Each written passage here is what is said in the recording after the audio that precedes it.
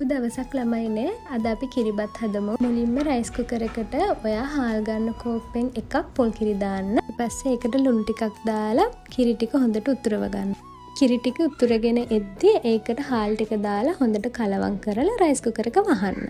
විනාඩි 5කින් විතර ඇරලා බලද්දි ඔයාට තේරෙයි කිරි ටික හිඳීගෙන එනවා කියලා. එතකොට ඔයා අර කලින් ගත්ත කෝප්පෙන් වතුර කෝප්ප දෙකක් දාලා විනාඩි 20ක් රයිස් කුකර් එක වහලා තියන්න. විනාඩි 20කට පස්සේ දැන් කිරිබත් එක ඉදිලා තියෙන්නේ. ඔයා ඒකට පොල් කිරි කෝප්ප භාගයක් ආයෙ එකතු කරලා ලුණු මදිනා ලුණු ටිකකුත් දාන්න. දැන් රයිස් කුකර් එක වහන්න නැතුව හොඳට කලවම් කරන්න ඕනේ. දිගටම කලවම් කරද්දි එක වෙලාවක් එනවා රයිස් කුකර් එකේ ඇලෙන්න පුළුවන් කිරිබත් ටික ඇලීලා නිකන් පේස්ට් එකක් වගේ කිරිබත් ටික එනවා. මේ වෙලාවට මේ කිරිබත් ටික ඔයාට පුළුවන් විදිහකට ලන්ච් ෂීට් එකකට හරි අරගෙන මේ විදිහට මම කරනවා වගේ හතර පැත්තෙන්ම නවා ගන්න. විදිහට කොටු හැඩයකට හදාගත්තට පස්සේ විනාඩි 5ක් විතර තියලා කපා ගන්න. ඔයාලත් හදලා බලන්නකෝ. ගිහින් එන්න.